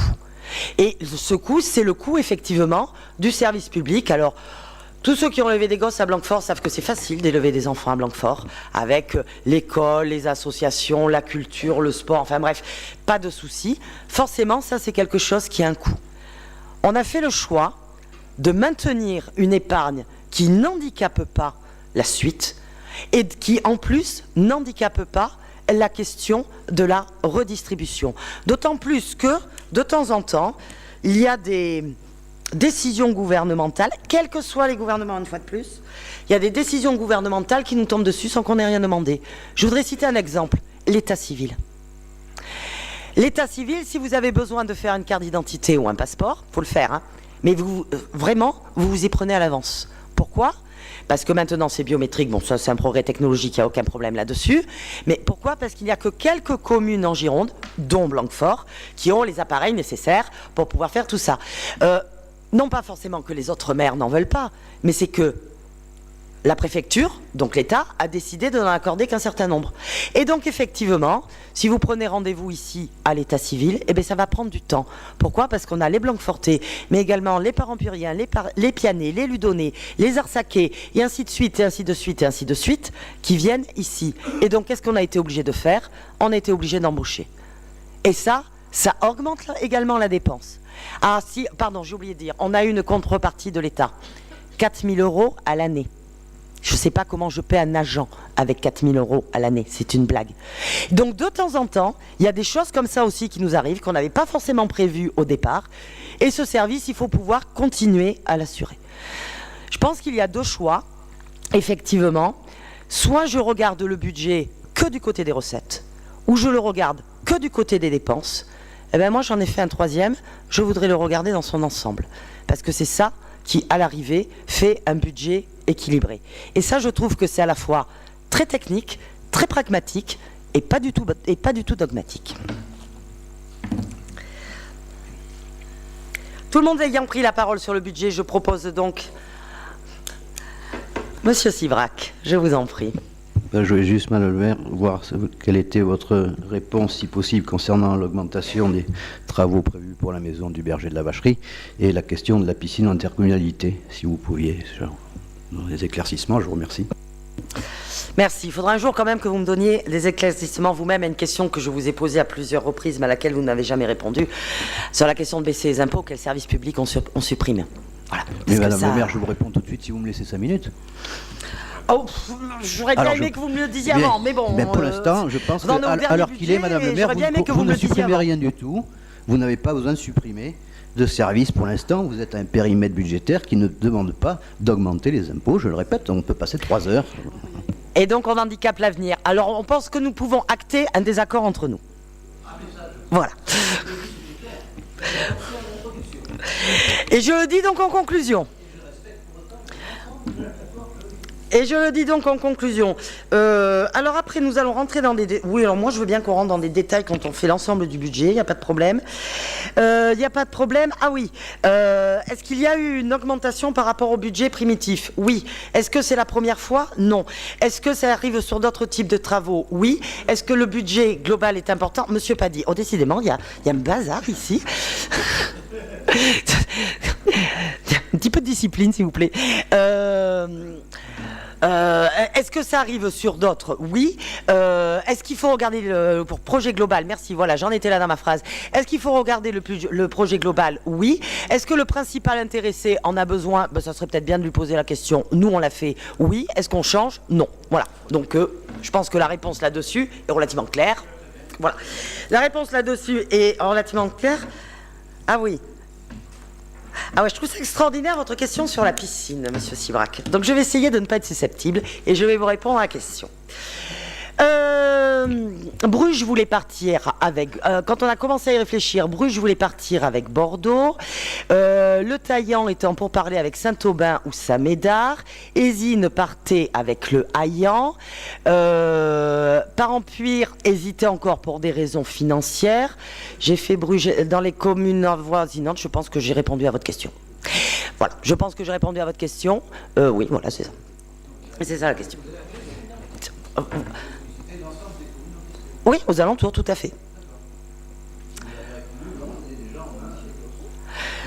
Au moment, alors voilà, on est sur le Taillan était avec Antel, Bruges était avec Bordeaux. Alors parfois c'est pas allé jusqu'au bout. Eh bien oui. Alors vous savez, moi je ne suis maire que de Blanquefort, j'ai pas ambition d'aller plus loin. Hein. Donc je vais pas m'occuper non plus de la gestion des autres communes. J'aime bien être resté Blanquefortaise sur ce coup-là. Oui, ok, vous m'avez aussi posé cette question. Excusez-moi, moi j'essaie de parler du budget en son global. Non, c'est pas vraiment un débat, ça je suis bien d'accord. La ville du Taillan m'a écrit il y a un mois et j'ai répondu à la ville du Taillan que nous regardons la possibilité de pouvoir inclure d'autres scolaires en fonction des 2 communes qui ont déjà passé un accord, c'est-à-dire la ville de Blanquefort et la ville de Parampuire. Parce que je me permets également, juste un petit détail, de rappeler... À Blanquefort, il y a un truc qui est génial pour élever les gamins. On a des écoles maternelles, on a des écoles élémentaires, on a un collège, on a des lycées, on a plein de lycées. J'adore les lycées blanquefortais. On a... Eh ben, vous savez ce qu'ils font, tous ces gens-là, par définition, ce qui est normal. Ils vont à la piscine. C'est-à-dire que contrairement à d'autres communes qui ont une piscine communale, nous absorbons les élèves du primaire et du secondaire, c'est tout à fait logique. Du collège, ça arrive aussi dans plein d'autres communes, mais également ceux des lycées. Voilà. Donc il faut que tout ce petit monde arrive à rentrer. Et donc, j'ai répondu techniquement que nous regardions cela. Est-ce que vous avez d'autres questions à ce sujet, monsieur Sivrac? Je vous en remercie. Monsieur Paddy a donc demandé la parole. Oui, très rapidement. On évoque effectivement la baisse des dotations, on parle beaucoup d'argent, la baisse des subventions, mais derrière, et beaucoup de gens se sont inquiétés, le projet peut-être à plus long terme, c'est la disparition des communes. qui est un échelon de démocratie absolument indispensable, c'est une demande aussi des gens. Donc ça, moi je ne serai plus là. Dans un premier conseil municipal, je ne serai peut-être plus là tout court biologiquement. Mais je le dis ici, je ne sais pas, je ne suis pas devin. Je dis simplement que voilà un échelon de démocratie locale qui pourrait effectivement être supprimé à travers des petites touches comme ça d'artistes qui ne comprennent pas bien ce qu'on appelle les corps intermédiaires. Merci. Je pense que sincèrement tout le monde a pu s'exprimer. Et je mets donc ce budget aux voix. Non-participation, abstention, vote contre, vote pour. Je vous remercie. Délibération suivante. Alors je propose qu'il n'y ait pas particulièrement de surprise puisqu'il s'agit de la fixation des taux d'imposition. Et si je peux me permettre, Madame César-Brunet, on propose de les maintenir. Voilà. La délibération, effectivement, dite en une phrase, mais je pense qu'il n'y a pas de surprise vu ce qui a été dit précédemment. Est-ce qu'il y a des gens qui souhaitent s'exprimer à ce sujet? Je pense qu'on a tous les autres pas mal parlé. Donc je mets cette délibération aux voix. Non-participation, abstention, vote contre, vote pour. Je vous remercie. Délibération suivante. Exonération de la taxe locale sur la publicité extérieure. Oui, on est sur une délibération classique, sachant que maintenant on est métropolitain.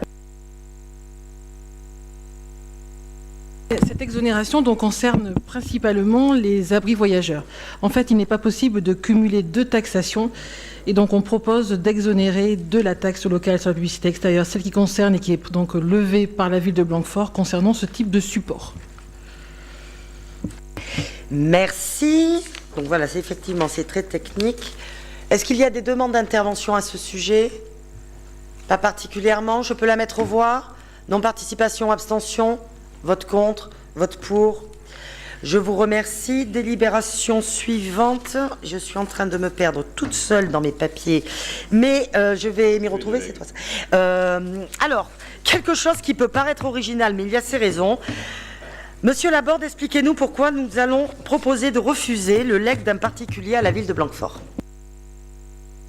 Bien, donc, Madame Lydie Léa Layan, décédée en 2018, a légué à la ville de Blanquefort la somme de 50 000 €, ce qui est une somme qui est loin d'être négligeable. Cependant, le testament précise que cette somme doit être affectée dans un délai maximum de 5 ans à l'embellissement du clocher phare de l'église de Blanquefort en s'inspirant de ce qui se fait sur le bassin d'Arcachon.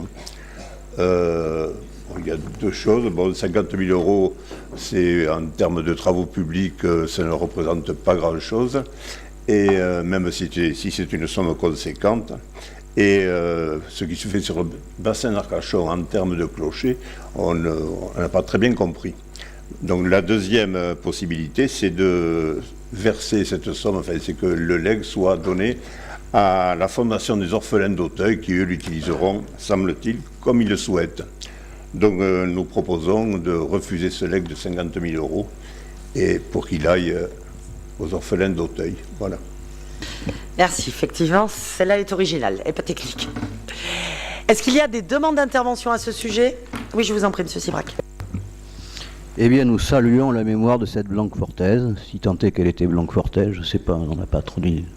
Mais je suppose qu'elle doit avoir des liens avec Blanquefort pour proposer 50 000 €. Et nous trouvons judicieux de refuser et de donner ça aux orphelins d'Auteuil. Voilà. Merci, Madame Guyonneau.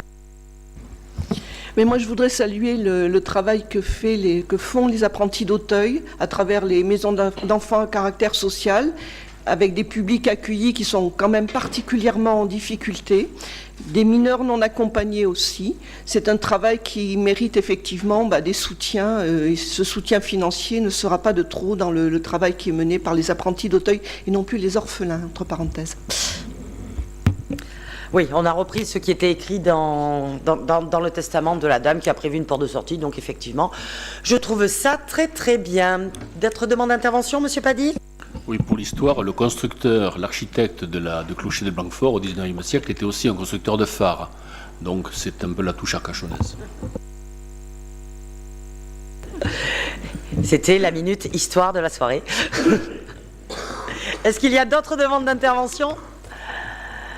Non, je mets donc cette délibération en voie. Est-ce que je peux la considérer comme étant adoptée à l'unanimité? Je vous remercie. Alors, puisque nous avons parlé budget, forcément, derrière, il y a la ligne 65, c'est-à-dire avec les subventions. Madame César-Brunet, les subventions supérieures à 23 000 €. Voilà, donc nous devons passer en conseil municipal donc toutes les subventions supérieures à 23 000 € et vous proposer en annexe donc les avenants et les conventions associées.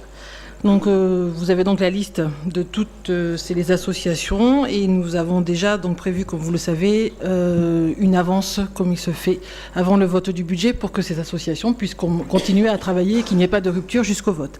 Donc ça c'est la somme totale qui est proposée, une partie a déjà été payée et nous voyons qu'il y a quelques petites augmentations parce que chaque année donc nous rencontrons tous ces partenaires pour identifier avec eux et évaluer les besoins que l'on peut ou pas retranscrire financièrement. Merci. Est-ce qu'il y a des demandes d'intervention à ce sujet? Je vous en prie. Oui, je voudrais juste soulever concernant les associations qui ont notamment des budgets importants. Tout le monde sait les problèmes, ce ne sont pas des drames, mais ce sont des événements importants dans la vie d'une commune. Et Blanquefort a eu auprès d'associations des problèmes, que ce soit avec le football il y a quelques années, la CEMI, vous en savez, le SB dernièrement. Alors je ne sais pas quel est le moyen, mais il faut être très très vigilant par rapport à ces budgets qui sont associatifs, où il y a des bénévoles qui sont tous à saluer, et il faut être très très vigilant sur la façon d'essayer d'éviter au mieux qu'il y ait des problèmes de détournement ou de problèmes financiers. Voilà. Et je ne veux en aucun cas accuser personnellement les gens, c'est une réaction importante et je crois qu'il faut être très vigilant là-dessus. Alors peut-être qu'il n'y ait pas de routine ou trop d'habitude, peut-être qu'il faut qu'il y ait des déroulements, mais il faut être très vigilant là-dessus. Ce n'est absolument pas, encore une fois, la volonté d'incriminer des personnes à titre perso. C'est pour une commune et des associations une problématique sur laquelle il faut qu'on soit tous vigilants. Et je crois qu'il y avait eu de ce point de vue-là la Cour régionale des comptes qui avait demandé à ce qu'il y ait des éléments et vous aviez mis en place certaines procédures et on s'aperçoit que malgré tout il peut y avoir des soucis. Voilà. Encore une fois, aucune invective, aucune agression qui que ce soit, mais le regret de cet état de fait qui est compliqué à éviter. Ça doit avoir lieu dans pas mal de communes également, mais à Blanquefort, malgré tout, depuis une dizaine d'années, il y a eu 3 problèmes. Voilà. Merci. Est-ce qu'il y a d'autres demandes d'intervention? Madame Duro? Oui, donc je voulais, non, mais ça revient pareil au budget, vraiment saluer l'effort qui est fait par la municipalité pour maintenir vraiment le tissu associatif blanquefortais qui fait justement que c'est une ville où il fait bon vivre et une ville où il y a un très fort lien social. En aparté, je voudrais simplement qu'on rappelle parfois au Gable que la maison du patrimoine est mise à disposition par la mairie et que ça ne leur appartient pas. Est-ce qu'il y a d'autres demandes d'intervention? Quelques mots. Sur la question de la vigilance, je pense qu'on peut se rejoindre. Enfin, il n'y a pas de débat, particulier là-dessus. On est tellement vigilant que forcément derrière ça fait des dépenses. Je suis désolée, mais donc là on va parler de mots effectivement sur la question de l'ESB Omnisport. La vigilance, elle s'est traduite par un audit financier qui sera présenté au bureau de l'ESB dans les jours à venir, parce qu'il a quasiment terminé, et doublé, comme je m'y étais engagé au comité directeur de décembre, je crois, 18, effectivement, d'un audit associatif. Juste pour vous donner une idée, quand on fait cette démarche-là, justement, pour aider, c'est plus 10 000. Voilà. C'est pas énorme dans le budget d'une commune, mais plus 10 000, plus 10 000, plus 10 000, c'est quelque chose qui me paraît, relativement important. Et l'idée, c'est vraiment de soutenir. Je voudrais bon, pas trop parler de la nature humaine, parce que ça effectivement, ça existe partout. Juste insister sur un certain point au niveau des augmentations. Moi, je voudrais tabler dans le tableau qui vous a été fourni sur 3 en particulier. D'abord, sur nos stabilités, on reste toujours à un niveau très élevé au niveau du CCAS. Et quand on a présenté le budget, il y a toujours un truc qui me dérange quand on présente le budget et qu'on le fait par camembert, vous voyez, comme on a fait éducation, sport, etc., etc. Mais il y a marqué solidarité, et solidarité, c'est 890 000 euros. En fait, 890 000 euros, c'est la subvention au CCAS, ce qui est très bien. Mais quand on fait le chèque sport, c'est aussi de la solidarité.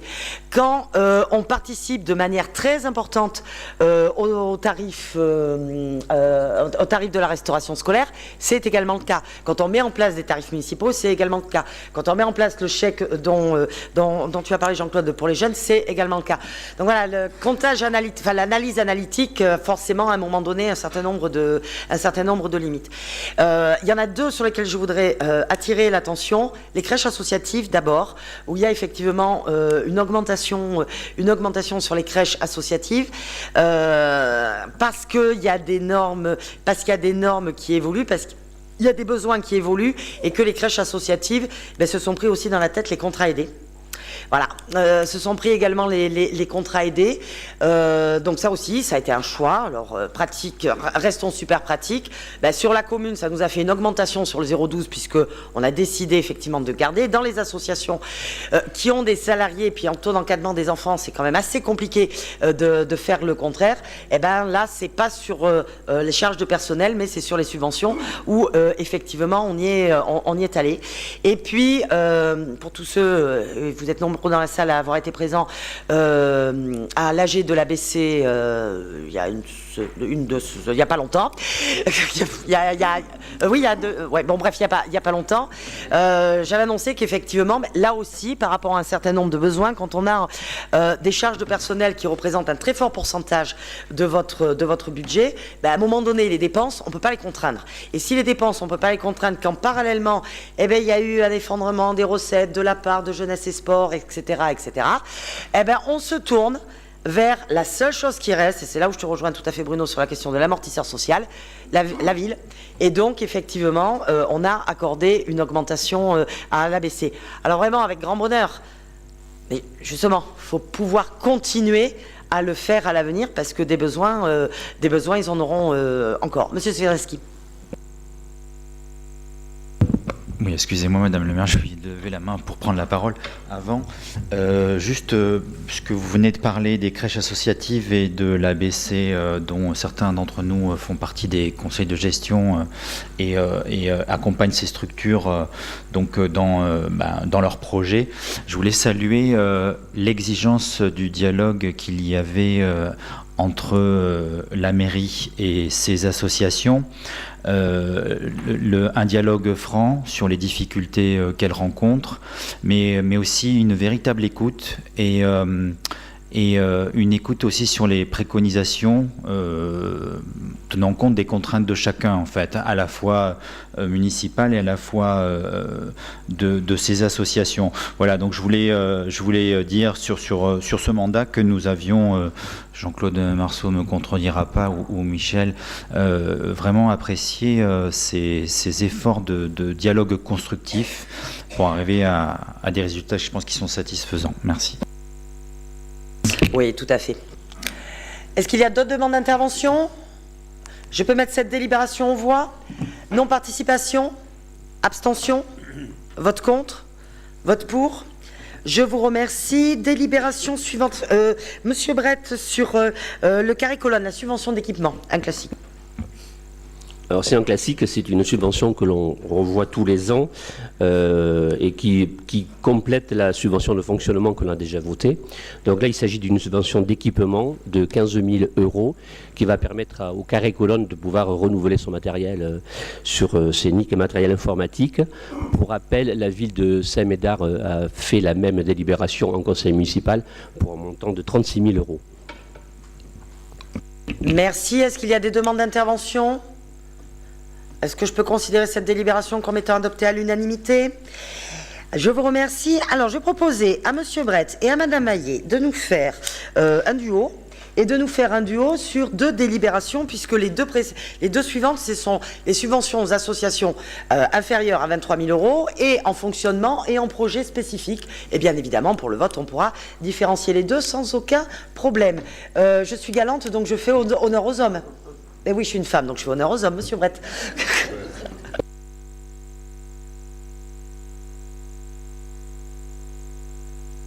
D'accord. Non, je crois que l'an dernier, c'est moi qui avais commencé à prendre la parole parce que c'était mon anniversaire, je crois. Mais pas cette année, pas aujourd'hui. Alors, on commence par le fonctionnement ou les projets spécifiques, pardon, Madame le maire? Projets spécifiques. On fait un tout. Ok, donc je vais commencer par le fonctionnement parce que ça va aller assez vite. Fonctionnement, c'est quasiment la même liste, c'est la même liste que l'an dernier en termes d'associations culturelles, socioculturelles, environnementales qui sont aidées. Donc la même liste et le même montant pour le fonctionnement. En ce qui concerne les projets spécifiques, c'est pas du tout la même liste, même si une partie de ces projets sont déjà connus. Je pense notamment au festival Expression, avec l'association Expression, avec l'association Expression, le festival Gueule d'amateur, Asphyxie, qui bientôt au mois de mai va nous proposer le festival Jubile à Jongle, la SAB, la société artistique qui travaille avec nous pour le week-end du patrimoine. Ça, ce sont des projets spécifiques un peu récurrents. Donc je vais juste peut-être flasher sur les projets spécifiques de cette année. Il y a une dizaine, donc je vais peut-être parler du cercle historique de Blanquefort qui propose d'éditer un livre avec toutes les matières qui ont été récoltées l'an dernier à l'occasion de l'exposition sur le 14-18. Il y a un gros matériel qui est récolté. Ça va faire l'objet d'un livre, donc il y a une subvention de 500 € pour les aider à réaliser ce livre, qui en même temps fait appel à souscription. Les amis de Boila, qui nous ont donné un grand coup de main ce week-end pour le désherbage de la médiathèque, ont un projet d'aider la construction d'une bibliothèque en Afrique, à Boila, donc on leur donne aussi un coup de main. Je parle de la Villanelle qui part bientôt, qui va partir je crois dans une semaine en Italie, la chorale Villanelle, pour assurer 2 concerts, dont on leur donne un petit coup de main à hauteur de 300 €. Et puis je voulais peut-être parler d'une nouvelle association qui s'appelle Repère Café. Repère Café existe depuis quelques mois sur Blanquefort, et tous les mois ils organisent une opération pour réparer des matériels qui sont dédommagés. Donc ça va se repasser samedi prochain, samedi 6 avril. Je vous invite à aller voir, c'est vraiment une bonne opération qu'ils font, et il y a vraiment beaucoup de monde qui assiste, qui vient à ces permanences. Voilà, et puis peut-être pour parler aussi de l'association Charira qui va organiser au mois de mai prochain, donc c'est bientôt, une semaine autour de l'Afrique. Donc on leur donne un coup de main à hauteur de 800 €. Voilà les principaux projets spécifiques. Oui, juste un petit complément. Mais moi, c'est un petit peu la même chose, c'est même la même chose d'ailleurs que M. Brett sur les subventions de fonctionnement, puisque nous sommes sur du constant. Donc, vous avez la liste des associations qui demandent des subventions derrière. Donc, de ce côté-là, on reste à l'identique. Par contre, au niveau projet spécifique, voilà, c'est là où il y a des légers changements. On a quelques associations. Alors, c'est pas toujours les mêmes associations, puisque ce sont des projets spécifiques. Et suivant le projet qu'a chaque association, on peut intervenir pour les aider par rapport à une cible qu'ils ont demandé. Par exemple, si on prend le canoë-kayak, eux, ce sera pour acheter des canoës. Donc là, on peut très bien intervenir pour les aider. On a des associations qui ont un projet spécifique qui revient régulièrement, donc on continue à aider sur ces gros projets-là. Le volet, voilà, qui demande aussi pour pouvoir organiser des finales. Et derrière, nous avons quelques associations un peu nouvelles, comme l'Escrime, voilà, qui demande un projet spécifique cette année pour l'achat de 15 sabres pour laser lumineux pour des enfants. Donc voilà, c'est un projet qui peut être assez original et intéressant. Et le SB Rugby aussi, parce que, comme vous le savez, l'équipe féminine a grimpé et qui sont, bien sûr, elles sont montées en élite 2, donc automatiquement sont amenées à avoir des déplacements beaucoup plus importants. Voilà un petit peu le tour de ces subventions. Merci beaucoup. Est-ce qu'il y a des demandes d'intervention? Pas particulièrement. Alors, je propose de séparer, même si on les a présentés ensemble, mais de séparer le vote parce que parfois, selon les personnes, il va y avoir des non-participations au vote. Donc, pour la première, attendez que je ne dise pas de bêtises, la première, c'est-à-dire pour les projets spécifiques, d'accord, non-participation au vote, abstention, vote contre, vote pour, je vous remercie. Et pour la seconde, c'est-à-dire subvention de fonctionnement, non-participation au vote, abstention, vote contre, vote pour. Merci. Pour que tout le monde comprenne, c'est pour pas qu'il y ait un conflit d'intérêts.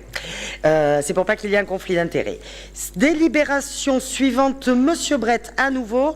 Adhésion à diverses associations pour la médiathèque. Il nous fait plein de trucs sympas en ce moment. Ouais, il s'agit de deux associations. La première, c'est l'ABF, Association des bibliothécaires de France, qui permet à tous les professionnels qui travaillent dans les médiathèques de France et de Navarre de pouvoir assurer des formations, de porter des réflexions, d'accompagner un peu les professionnels de ces structures-là. Donc c'est une subvention qui est à hauteur de 295 € à l'année. La seconde association s'appelle Images en bibliothèque. Et là, c'est plus pour donner un coup de main aux professionnels de la médiathèque sur le volet cinéma, le volet médiation. Il y a un gros travail qui est fait actuellement avec les lycéens de Blanquefort, notamment le lycée des métiers. Et cette collaboration avec Images en bibliothèque permet d'apporter des réponses. Le montant de l'adhésion annuelle à l'Image en bibliothèque est d'un montant de 110 €. Merci. Je vous propose, Monsieur Brett, d'enchaîner. Bien évidemment, on débattra si besoin et on votera séparément si c'est demandé. La suivante, c'est pas la médiathèque, mais là, c'est directement nous sur l'IDAC. Voilà, l'IDAC, vous connaissez, c'est l'Institut départemental de développement artistique et culturel qui existe depuis 1991. Il est proposé à toutes les collectivités de pouvoir adhérer et soutenir le travail de l'IDAC. De nombreuses associations culturelles également adhèrent à l'IDAC. L'intérêt de cette adhésion, c'est de pouvoir profiter de toute l'ingénierie que les professionnels de l'IDAC vont nous apporter, de pouvoir mutualiser un certain nombre de moyens, de pouvoir utiliser des outils et de l'aide technique du prêt de matériel que l'IDAC propose. Donc voilà, l'adhésion pour les communes de notre strate est fixée à 460 €. Merci. Est-ce qu'il y a des demandes d'intervention pour l'une ou pour l'autre? Est-ce que c'est gênant si je propose un vote groupé? Je peux les considérer comme étant adoptés à l'unanimité. Je vous remercie. Délibération suivante, Madame Maillet, la convention de mise à disposition pour le lac de Padouins. Oui, donc bon, c'est la suite de notre feuilleton vestiaire Padouins. Donc comme vous le savez, Bordeaux Métropole nous a cédé une partie du terrain pour que nous puissions construire des vestiaires pour nos associations qui vont utiliser le plan d'eau. Bordeaux Métropole reste propriétaire du reste du terrain. La partie que nous avons achetée, cette partie-là, Bordeaux Métropole est obligée d'y passer. Donc il faut que nous puissions voter cette convention de superposition d'affectation puisque chacun reste chez soi et chacun continuera l'entretien chacun de son côté. De plus, Bordeaux Métropole a une association aussi qui est sur ce site, qui est l'association de pêche BMSL, puisqu'il y a eu un regroupement au niveau de Bordeaux Métropole. Donc voilà, donc on vous propose de donner l'autorisation à Madame le maire de signer ce document pour que chacun puisse utiliser dans les meilleures conditions ce site. Merci. Est-ce qu'il y a des demandes d'intervention? Simplement de ma part, saluer le boulot qui a... Ça a été long, Padouins, mais on arrive à quelque chose pour les associations qui va être franchement de qualité et qui en plus va permettre de mutualiser un lieu d'occupation d'associations, ce qui me paraît très très important puisqu'il y aura à la fois le canoë-kayak, le triathlon et la plongée sous-marine. Je parle sous ton contrôle. Et les pêcheurs... Oui, c'est vrai, c'est un sport, pardon. Oula, je vais me faire fâcher. Et ça, c'est pas effectivement une association blanquefortaise. Est-ce que je peux mettre cette délibération en voie? Je peux la... je peux la considérer comme étant adoptée à l'unanimité. Merci à vous. Délibération suivante. Ah oui, c'est quelque chose qui revient, Monsieur Marceau, la convention Fonds local d'aide aux jeunes, le FLAGE. Oui, les aides du Fonds local d'aide d'insertion aux jeunes de 18 à 25 ans en difficulté sociale et professionnelle complètent les dispositifs existants et répondent à des demandes que le FAGE ne pourrait pas financer dans son intégralité. Donc, les aides attribuées au titre du Fonds local d'aide aux jeunes en difficulté sont de deux sortes, des mesures d'accompagnement et des aides individuelles. Les mesures d'accompagnement peuvent revêtir à la fois des projets collectifs permettant aux jeunes d'agir concrètement dans un contexte adapté. En ce qui concerne les aides individuelles, un projet d'insertion professionnelle doit accompagner toute demande d'attribution d'une aide et ces demandes doivent être présentées par une personne référente. Donc, afin de poursuivre ce partenariat, il vous est proposé d'autoriser le versement de la subvention à la mission locale Techno-Ouest pour un montant de 3 504 €. Merci. Est-ce qu'il y a des demandes d'intervention? Est-ce quelque chose qui fonctionne bien? Il n'y a pas de problème particulier. Est-ce que je peux considérer cette délibération comme étant adoptée à l'unanimité? Je vous remercie. Et puisqu'on parle de jeunes, la bourse au projet jeune, Monsieur Marceau. Toujours, c'est un autre dispositif qui se poursuit depuis 2013. Ce dispositif permet d'accompagner et d'aider financièrement les jeunes de 13 à 25 ans dans la concrétisation de leurs projets, d'encourager et de promouvoir la prise d'initiative, de responsabilité. Et donc, cette bourse aux jeunes permet d'accompagner et de soutenir financièrement de manière individuelle ou collective, hors des dispositifs de droit commun et hors de toute activité économique. Donc, les projets pourront porter sur des thématiques diverses, telles le sport, la culture, le loisir, l'environnement, bref, beaucoup d'initiatives, et elles s'inscriront dans une démarche partenariale. Donc, il est demandé, mesdames, messieurs, d'autoriser le versement des bourses d'un montant de 500 €. Merci. Est-ce qu'il y a des demandes d'intervention à ce sujet? Pas particulièrement. Je peux la considérer comme étant adoptée à l'unanimité. Merci à vous. Je vais passer la parole désormais à Monsieur Laborde, car nous allons nommer des rues à Cachac, dans le quartier du Quéron. Bien, il appartient au conseil municipal de nommer les voies nouvelles sur la commune. Or, le projet Next City, dans son ensemble, comportera 4 rues et une place. Et il est nécessaire de les nommer pour des raisons de localisation par GPS pour les services de secours, le SDIS, etc. Pardon, et la poste. J'ai oublié la poste. Il vous est donc proposé, mesdames et messieurs, de nommer ces voies selon le plan joint, rue Simone Veil, allée Florence Artaud, rue Louis Fournier, rue James François et place du Quéron. Merci. Est-ce qu'il y a des demandes d'intervention à ce sujet? Je vous écoute, Monsieur Sibrac. Eh bien, Madame le maire, cette délibération fait le prolongement de délibération, d'une des dernières délibérations du dernier conseil municipal, au cours duquel vous avez laissé entrevoir qu'effectivement, notre demande depuis plusieurs années allait être exaucée. Et donc, effectivement, nous avions demandé depuis plusieurs années que Louis Fournier ait une rue à son nom. Merci donc solennellement et d'avoir permis qu'il ait ce nom-là. Comme je vous l'avais exprimé également, nous considérons que le nom de rue, ça peut paraître symbolique, mais à l'heure où les choses sont de plus en plus mutualisées, où les communes ont de moins en moins de spécificité, le nom d'une rue permet de garder l'histoire de la commune au sens local du terme, la petite histoire, mais pour une commune, une grande histoire. Et donc, nous privilégierons toujours de baptiser des rues au nom de personnes qui ont œuvré dans la commune pour différentes raisons. Alors, Madame Simone Veil, nous trouvons très très très bien. Pour ce qui est de Madame Florence Artaud, que nous respectons éminemment, nous aurions préféré peut-être que ce soit des femmes, puisqu'il faut des femmes et une parité dans le nom des rues, vraisemblablement, plutôt des personnes de Cachac, ou de Blanquefort, des Blanquefortaises. Mais encore une fois, nous n'avons rien contre Florence Artaud, pas vraiment le choix que nous aurions eu. Voilà. Merci. Non, simplement pour préciser, comme je l'ai déjà fait en commission réunie, que en fait, il y a 2 associations blanquefortaises qui ont demandé de baptiser une voie de ce nom-là, enfin du nom de Florence Artaud. Il s'agit du Bouge ton port et le Gable.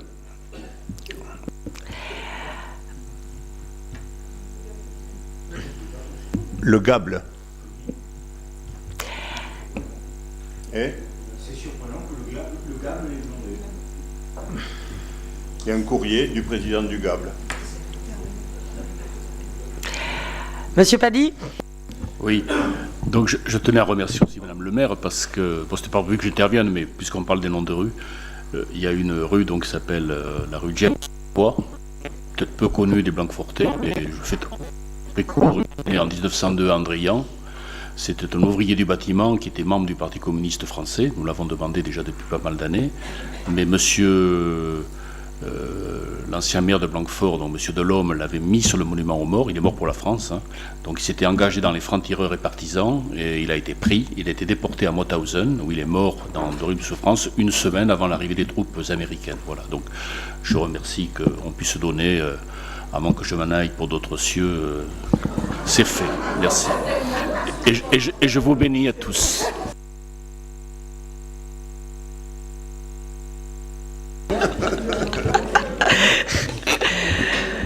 Bon, alors comment on va rendre ça moins morbide maintenant? Merci de m'encourager, c'est sympathique. Donc voilà, donc on a effectivement cet ensemble. Bon, Madame Simone Veil, on n'explique pas pourquoi. Hein, je pense que ça serait une injure à qui que ce soit d'expliquer pourquoi. Et allez, c'est le 1er avril, je peux me permettre. Non, c'est pas un poisson. Non, c'est pas un poisson. Juste, quand je dis que je vais faire quelque chose, je ne laisse pas entrevoir la possibilité. Quand je dis que je vais le faire, je le fais. Et j'avais promis qu'effectivement, la prochaine fois, quand on aurait des noms de rue, ça serait fait. Voilà, c'est... Promesse tenue, ça ne me pose strictement aucun problème. Après, je rappelle qu'effectivement, sur l'ensemble de la commune, nous avons toujours rattraper la parité homme-femme, on va encore avoir un petit peu de travail, mesdames. Mais bon, ça va nous prendre quelques années.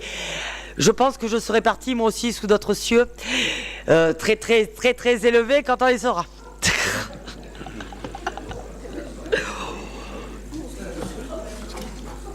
Je vais donc mettre cette délibération aux voix. Non-participation ou abstention? Vote contre? Vote pour? Je vous remercie. Délibération suivante. Madame César Brunet, encore. Cette fois-ci pour question de ressources humaines. Oh, quelque chose de pas bien compliqué en fait. Alors là, donc, on parle de la protection sociale complémentaire santé, donc de la mutuelle. Donc, en fait, le centre de gestion se propose de lancer une consultation pour mettre en place une convention au nom des communes et des établissements qui voudraient donc participer à ce programme pour bien sûr faire des économies d'échelle sur une proposition de couverture sociale. Alors, nous savons que beaucoup d'agents sont couverts.